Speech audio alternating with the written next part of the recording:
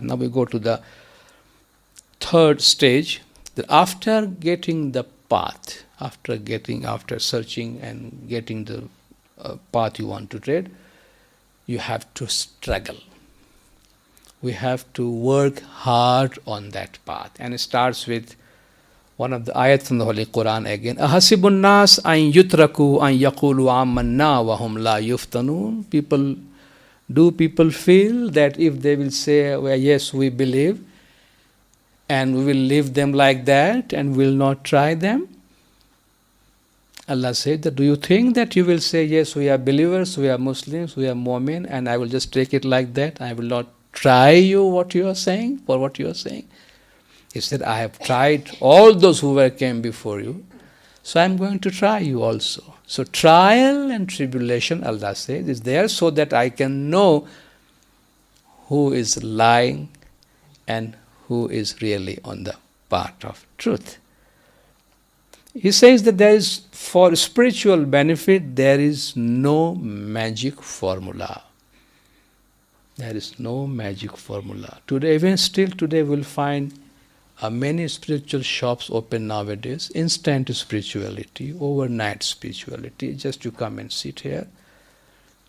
It says there is nothing like that. You have to tread on a path. You have to struggle on that. Maulana Hazrat Imam Shah Karim al-Husaini Salawatullah alayhi has repeatedly said that the discipline of Baitul Khayal is demanding. You cannot snatch it, you cannot grab it, you cannot demand it, you cannot be greedy there, you cannot be business-minded there. And since I have been sitting here for the last 2 years, I must get that much of benefit. Mullah said, you just have to sit with your heart open, with humility, with submission. Submit yourself to the will of Allah. And it is Allah's will when you get it, where you get it, how you get it. You may get it in few days, or you may get it on the day you leave this world, Mullah says. It is Allah's wish. So there is nothing like magic formula or like extra strong things in the society which will accelerate the progress of ibadat. There is nothing like that. We have to go with the natural flow of the thing. It says that in this struggle, in this path of struggle, there is few things that we have to do. One, he says, is pruning. Pruning is to shed unnecessary load that we are carrying in our life. Remove the unnecessary burdens we are carrying in our life. We say in Urdu, सारे जहाँ का खंजर चले कहीं पे तड़पते हैं हम अमीर. खंजर चले किसी पे तड़पते हैं हम अमीर. सारे जहाँ का दर्द हमारे जिगर में है. So if something happens to someone, I get the pain because I am worried about everybody. So if we take the सारे जहाँ का दर्द हमारे जिगर में, if we start to carry the load of the whole world on ourselves, we'll be nowhere. They said, shed the load. Don't carry unnecessary load on your mind, on your head. Carry the necessary things. He said, pruning. Do what really we feel we must do and leave the rest to the divine will, to the nature, and don't try to carry everything in this world.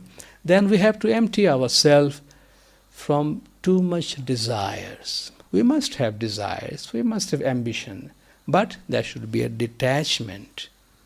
There should be detachment from that desire. We want this, but even if you don't get it, fine, there is nothing wrong in that.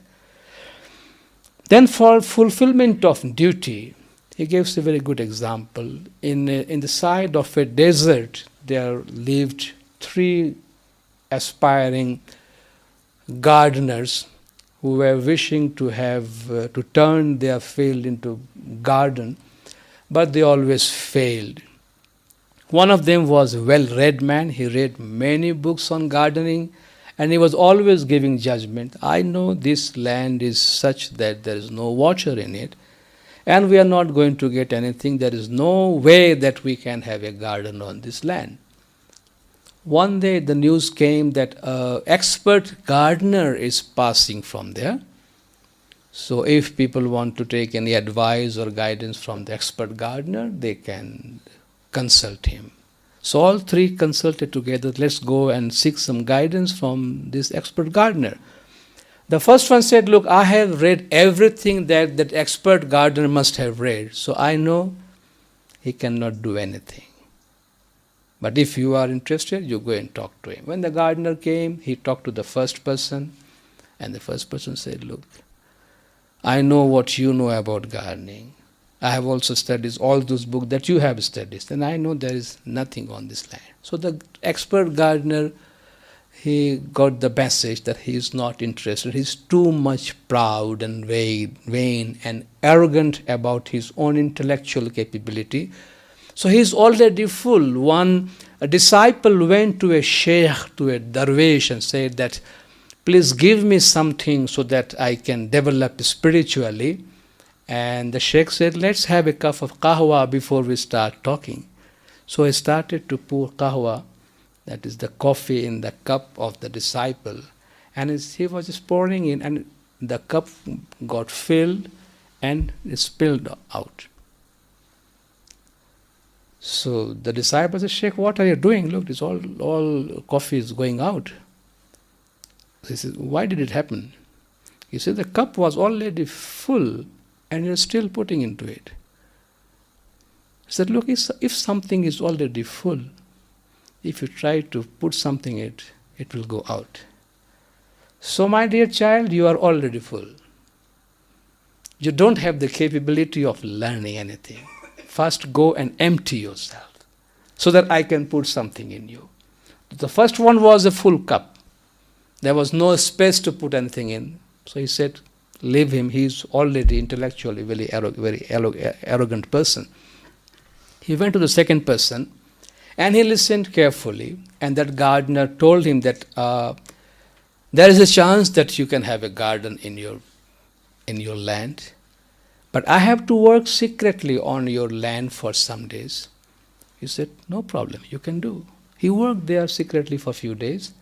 And while leaving, he said, look, I have fixed a lever here.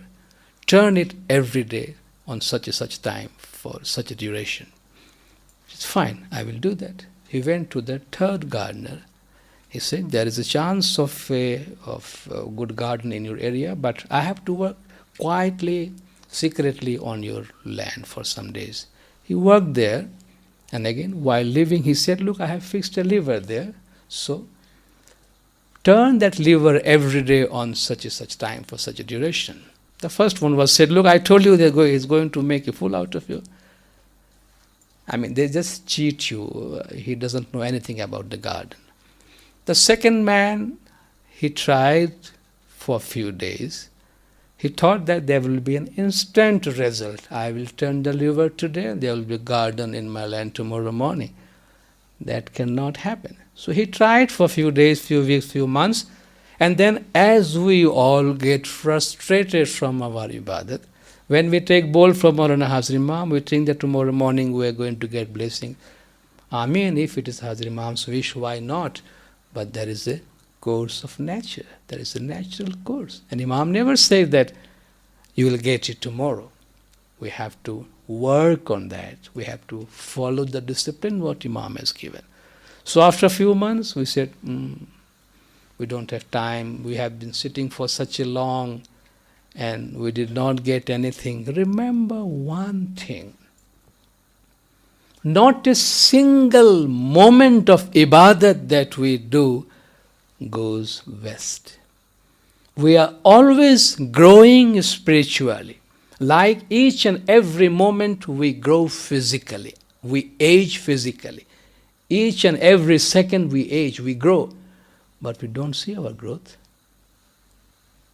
We don't see our, we have been sitting for an hour now. We have grown for an hour in our age. But we do not see it. We have grown. But we have grown physically. Similarly, each and every moment in our ibadat, we are growing, but we don't feel that like we don't feel our age. So it never goes waste. So he got frustrated, he left it. And the third one, he was just saying, I have committed that I will do it. I don't know whether it's going to produce a result or not. But he told me to do at least I can do my part of responsibility. So he kept on turning the lever every morning, every evening, as the expert gardener told him. So after a long time, one morning he saw that some green things are coming up on his soil. He thought that some leaves are there. He was so happy. After a few days, when the leaves grow, he saw, it's a symbolic thing, he saw the guidance written on the leaves what to do next. This is how Maulana Hazir Imam says, as you will grow in ibadat, you do not need anybody else to tell you that you are growing or not growing. Your ibadat will tell you. As sun rises and you know it is day, Mullah says, similarly you will know. You will not require anybody's instruction, what you are getting, what you are not getting. So if we continue our responsibility, one day, inshallah, Mullah wishes, we'll get what we are working for. Another thing which is required for this struggle, the path of struggle, is to remain constantly in the remembrance of Allah. One disciple went to a sadhu on the Himalayas and said that, tell me something very simple which a layman can practice for the spiritual development. I do not want to hear any big philosophical jargons which we don't understand. Just give a simple thing for a layman. He took a piece of paper and wrote attention. He wrote attention and gave him. He said, do you think that I have come from so many thousand miles just to see that you write this attention for me? He took the paper back and wrote attention. He said, what do you mean by this attention? He said, this is the minimum that you can do, is to remain attentive always. Pay your attention always, that you are always in the divine. We live, we move, we have our being in God. We are constantly in Allah. Look around and see what is oblivion, what is ghaflat, is not to know what is really happening. We are all with Allah. Each and everyone is sitting here. We all have the soul. We are all creation of Allah. Each and every second we have the feeling of presence of Allah. But it is the realization which is lacking, which is not there. So he says, attention, even if you want to see and practice, we can find the presence of Allah in the material thing. For example, we can talk to the things we have in our house, for example. Talk to your washing machine, for example, like a human being. Talk to your car. If the car is troubling, say, talk to him, please, please. I am in hurry, I am in trouble, don't be naughty with me. Just try. Treat the material things in your life with love and affection. You will see the better performance of them. You will say, missionary has gone mad today, I don't know what he is talking. He asking us to talk to the cars and washing machine and televisions and... Now tell me, which thing in the world is empty of Allah's nur? Allahu nur samawati wal ard. Allah is the light of heaven and earth. Just tell me one thing. This is the thing in which there is no God. There is no Allah's light. It is beautifully said that soul is the refined form of matter, and matter is a rough form of soul. Soul is the refined form of matter, and the matter is a rough or rugged form of soul. So everything is soul. Allah, everything is engrossed, saturated with the presence of Allah. It is we, Allah says, you are blind, you are deaf, you are dumb. It is not, the things are not there. Sanurihim ayatina fil afaqi wa anfusim. I will show them my sign in the universe and in themselves till they will realize, yes, this is the reality. So Allah shows us everything. When a child is born, what bigger miracle we require in this world when we see a child is being born? That is the greatest miracle. Still we require a sign for Allah's presence. So if we become harmonized with the movement of the nature of the universe, we are one with God. And that is really the experience of presence of Allah in our lives. He said, attention, I mean just pay attention. He is everywhere and feel His presence that He is there. And then if we have done anything wrong in our life, we should ask for forgiveness and clean ourselves. But do not get involved in false regrets. Many of us are not forgetting themselves. First forget ourselves, forgive ourselves, and then forgive others. Even if we have done something wrong, मैं ये करता तो अच्छा होता, मैं आम करियो तो सारू होतु, मैं आम न करियो तो सारू होतु. These are false regrets. I should not have done this. What had happened, happened. Allah forgives everything. We cannot live in our past. We should live our present and prepare our future. So forgive everyone, forgive ourselves, and look forward to the light of Allah. We are all imperfect. Allah knows that. And forgive ourselves also for being imperfect. Don't seek perfection from our own selves, because we are not. Few more things are required for struggle in spiritual practice. I'm sorry I'm taking a bit more time, but I would like to complete that.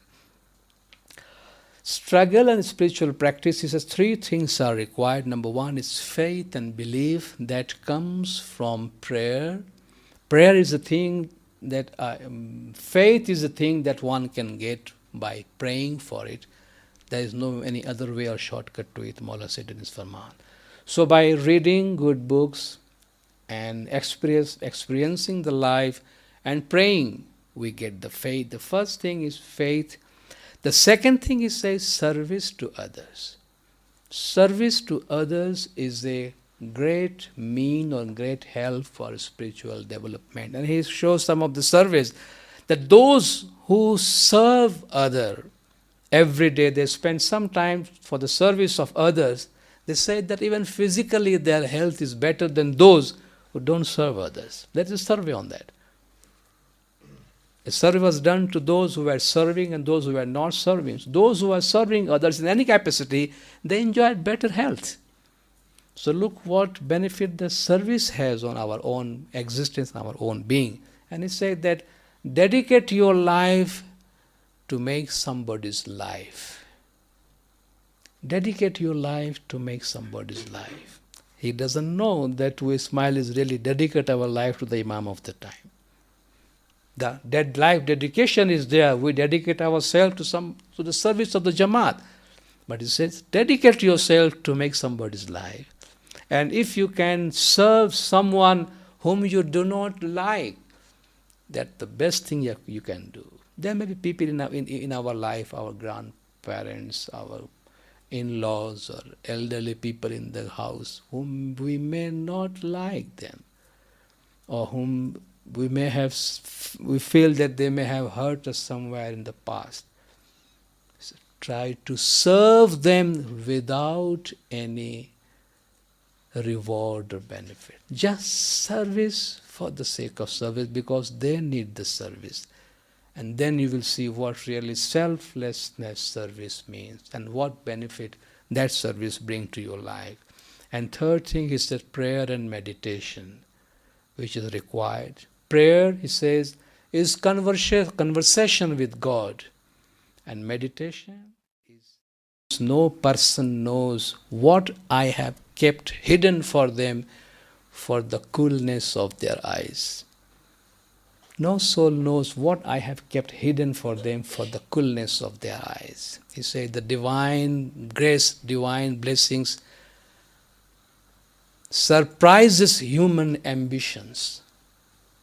Divine blessing surprises human ambition. We have our own limit of asking.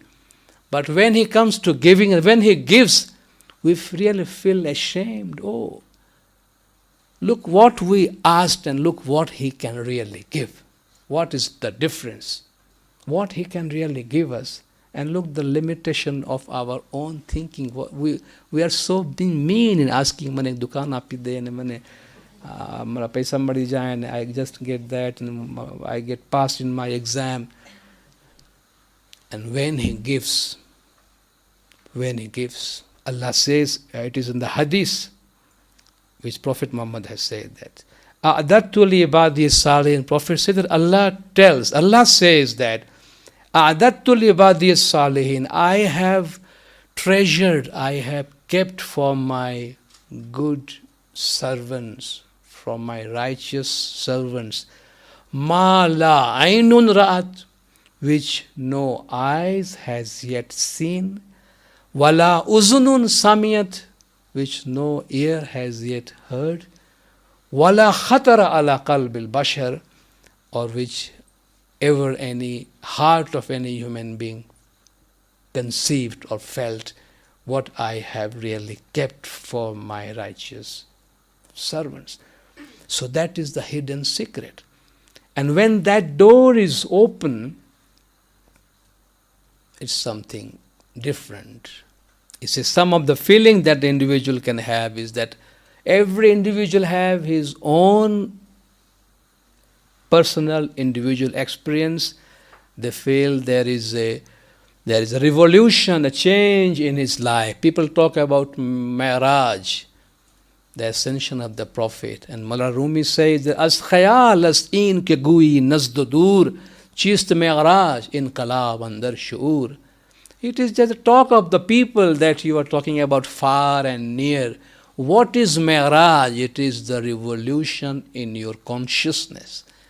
Nothing but revolution in your consciousness. It will bring a change in your life.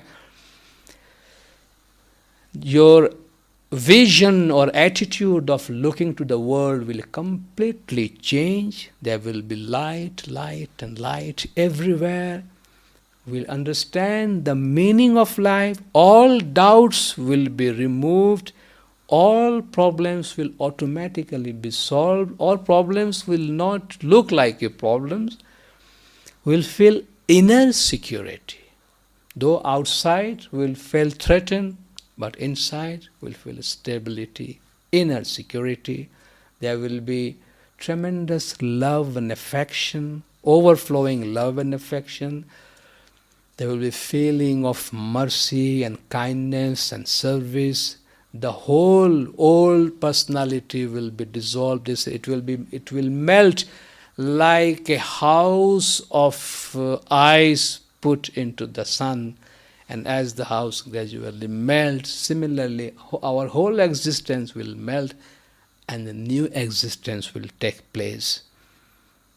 This experience, they say, it remains for some time to someone, it remains for a longer period to someone. Then the whole world becomes like a film. You are not anymore a character of the world, you are just a spectator. Now you are out of that film, of that cinema. You just watch the world. You don't get involved emotionally and get happy or unhappy by the happenings of the world. At that time you really understand the meaning of Maya, that is the illusion of this world. You will feel that you have been living in a life in a darkness, and all of a sudden you have come out of that life of darkness. You came to the sunlight, and that will bring the change in our life. This realization or breakthrough has been remembered in various names like cosmic consciousness or peak experience or transcendental consciousness or super consciousness. No matter whatever name you give to it, this is a sort of a spiritual breakthrough. But how to get it, where to get it, when to get it, it is in the hand of Divine. The person feels himself out of the bound of time and space. He understands the meaning of life. He feels his person as a free, totally free man, and a very light person. All sorts of fear or anger or worries or mental worries all will go away. There is serenity and light everywhere. He said these sorts of breakthroughs really have brought tremendous change in the world. He said, look at the breakthrough what the Prophet Mohammad had, sallallahu alaihi wasallam, and the whole world has changed. That was the breakthrough. Still today, billions of people have benefited from that one breakthrough for the Prophet. Or is it like, as the Christians believe, Saint Paul got the light and look where the Christianity is today.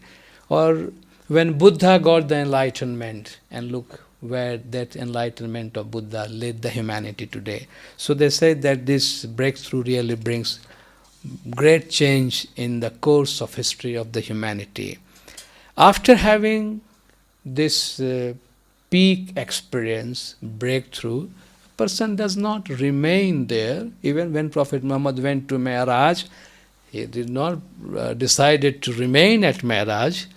He enjoyed the Mi'raj, experienced the Mi'raj, came back, and he gave the benefit to the society. Similarly, as Hazrat Imam also said in his Farman, that I pray that even at least once during your lifetime you have that experience. So it is an experience. But after having that experience, the person comes back, which he calls return. After taking that experience, that grace, that blessings, we come back to our normal life. We come back to our normal life, and that is the fifth stage.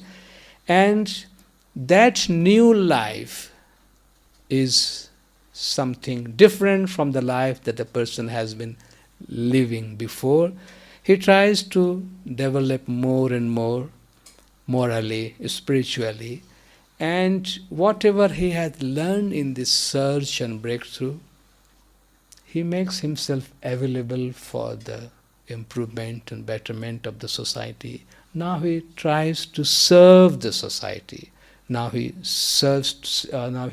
He's trying to provide a quiet, silent, esoteric leadership to the society. And many of you remember Maulana Hazrat Imam Shah Karim al-Husaini Salawatullah alayhi has mentioned in one of the Farman in a particular group that there are two types of leadership. One is the Jamaati leadership, which is the outside social leadership, looking after the structure of the Jamaat. But very often it is the esoteric leadership, the leadership which comes from the soul, leadership which comes from the light, leadership which comes from the blessings, the nur, which is more powerful, more strong. So that sort of spiritual leadership becomes available. It's like a diamond. You keep a diamond anywhere, it glitters, it gives it shining. It's like a lamp. And the lamp does not require to call others, come here and I will guide you. If there is a lamp, it's automatically guiding. A lamp does not require a signboard that, look, I am a lamp, come here, you will find light here. Lamp itself is the guide in the darkness. It is said in Persian, Mushk anas ke khud babuyad, naan ke attar mi guyad. A musk or a perfume is the one which the fragrance itself tells you that I am the fragrance. It is not what the perfumer or the perfume seller tells you this is a good fragrance.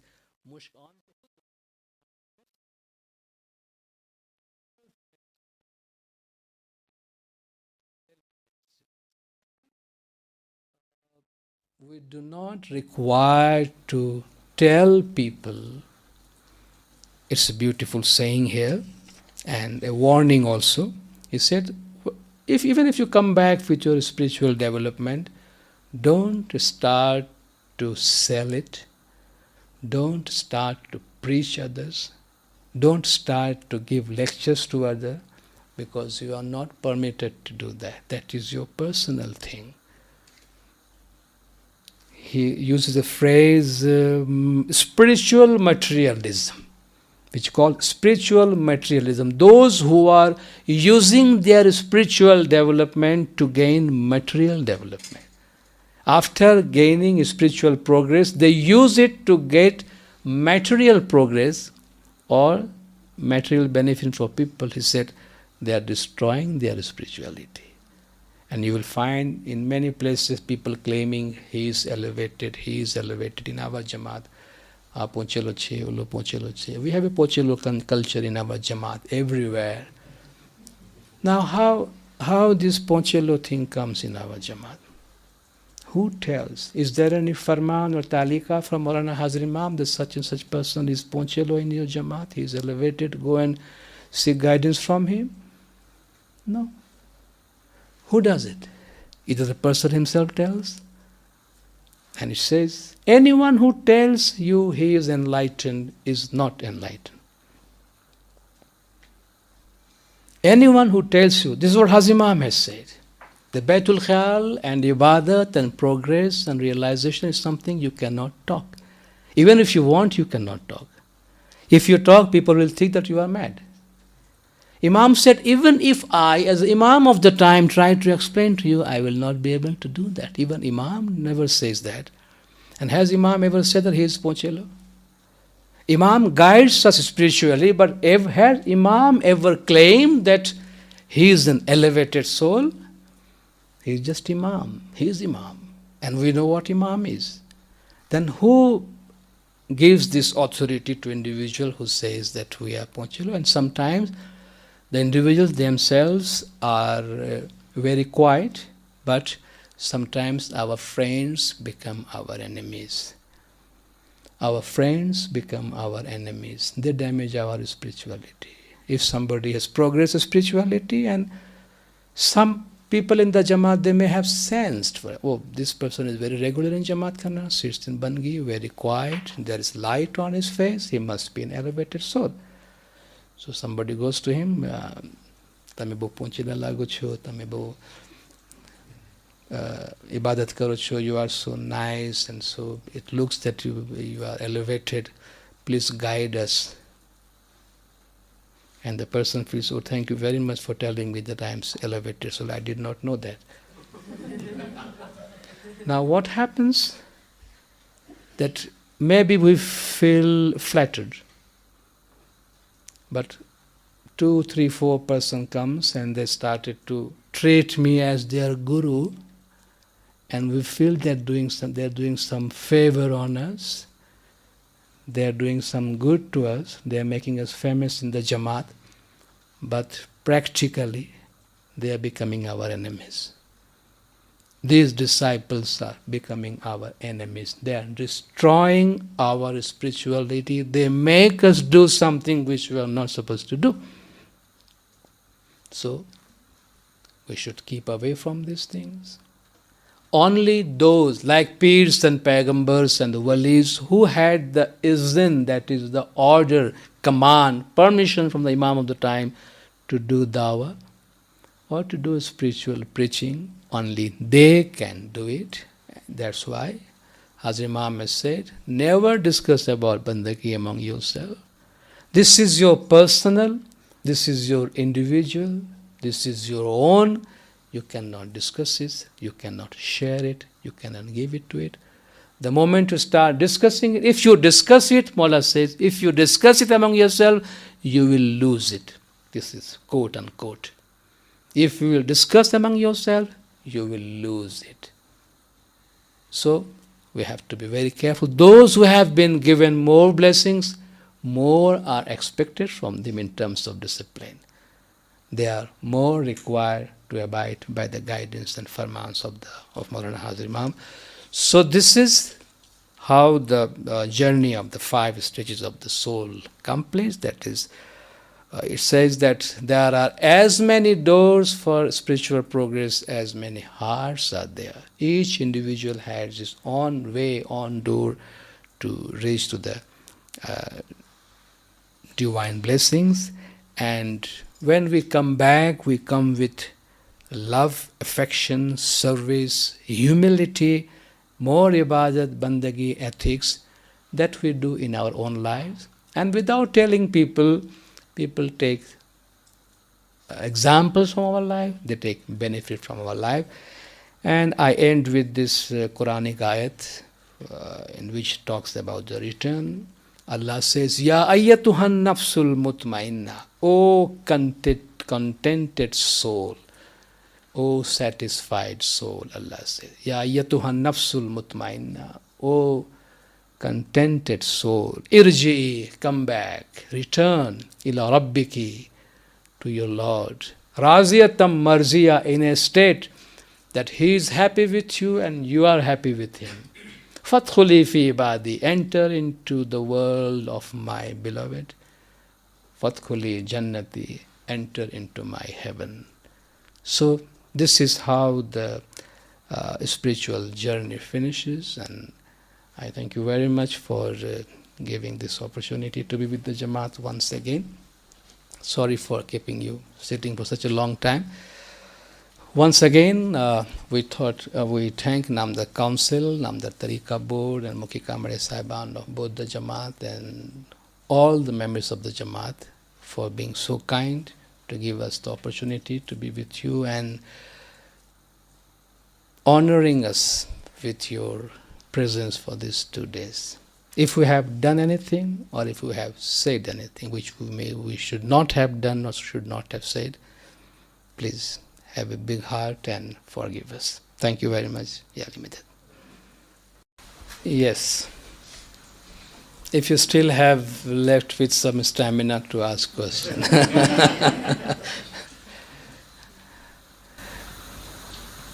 Otherwise, there's one question about souls emanate from Allah. Souls emanate from Allah. Yeah. From Allah. If we look at the evolution, the highest being is a human being. And many years ago, when the first human being came on earth, there were very few. Progressively, the population increases. So the net population from death and births is on the increase.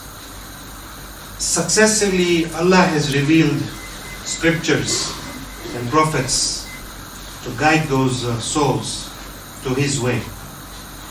Now, how do you explain, does He have a little factory that He's producing more souls? Or Well, I don't know how to phrase this question, okay. but it's something I want. Yeah, we can call it divine mystery. Really what we know about divinity or divine function. As Imam said, that we are only on the first step of our understanding towards the mystery of God. So, Imam said in his Farman that Allah creates when He wants, how He wants, where He wants. So He keeps on creating. So as for Islam's understanding, the creation is perpetual. Creation is not a one-time event.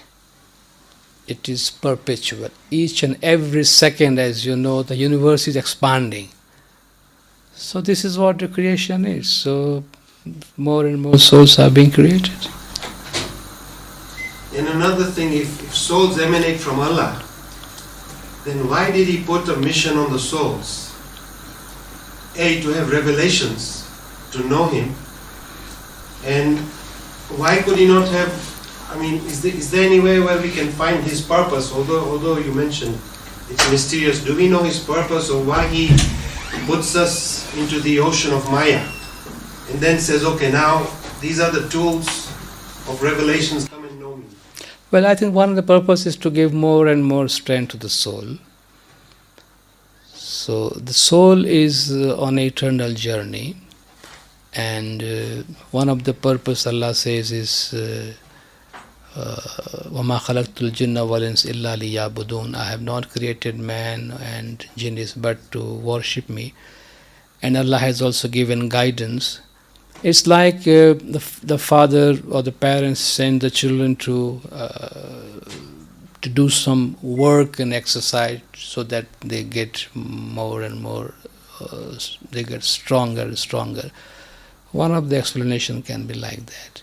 But it's very philosophical, and as you know, for hundreds of years philosophers are trying to solve the mystery of really the purpose of creation and nature of the soul and the relationship of God with the souls. It's a long topic, really. Long topic. Okay, sir. Is there any certain way that you have to sit in your bandagi to, I'm not saying to have a maximum benefit, but to, I mean, there's a lot of times that, people say that, this is the way you have to sit, or your hands have to be together, or whatever. Is there a certain way, or?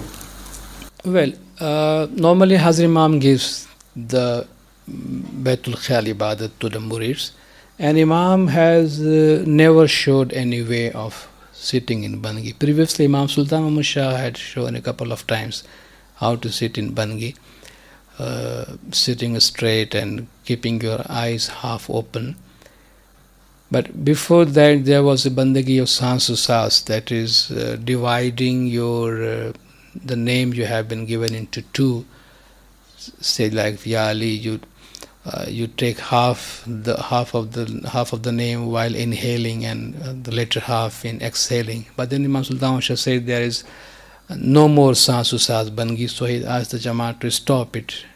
So Sansusas Bandagi is no more practice, and he asked not to have the imagination, physical imagination of Imam. Hazrat Imam may say just to concentrate on the bowl and the meaning of the bowl. But when Imam does not show any particular way of sitting in Bangi, which means that Imam keeps the option open for the murid, and Imam said, sit comfortably, breathe naturally. But if we can learn in sitting in Bangi, because there are various ways of meditation and yoga classes are available, and they also help in our way of concentration. So there is no harm or no bar that we cannot learn from these yoga classes, sitting in Bangi, or learning methods of improving our concentration power. So this option has been left open to the Jamaat.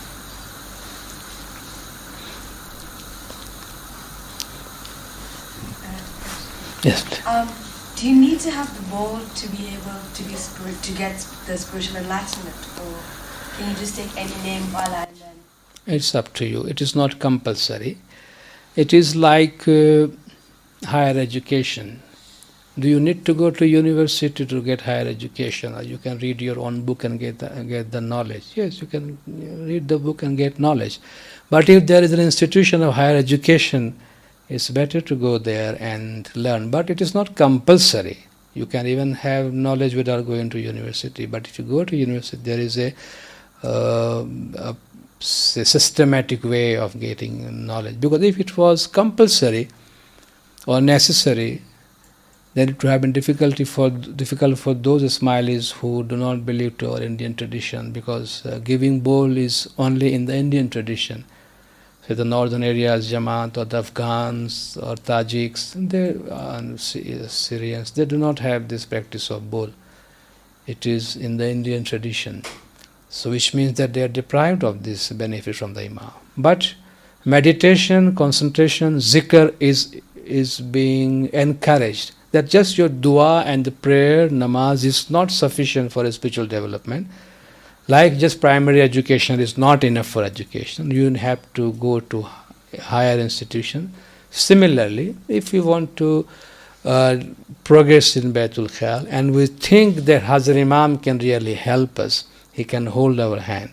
So if he gives a bowl, he gives a chain, a link, a means, charged with his blessing, and he takes charge of the murid. If we follow Imam's farman, then Imam is holding us by hand and guide us.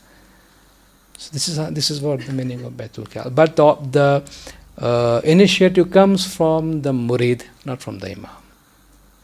Because murids go to the Imam, the Khudawin, we need Baitul Khayal. Then Imam says, fine. If you need, Imam is happy to give you.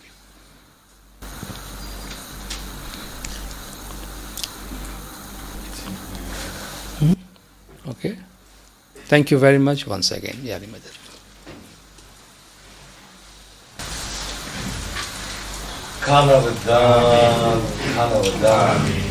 આ છેલ્લા 2 દિવસમાં missionary સાહેબે જે આપણને સરસ વાયઝનો લાભ આપેલ છે તેને અમે મુખી સાહેબ, કામરિયા સાહેબ, મુખિયાની માણસ, કામરિયાની માણસ દુઆ કરીએ છીએ હાજી ઇમામ પાસે કે મૌલાના હાજી ઇમામ તેની બધી સેવા કબૂલ કરે.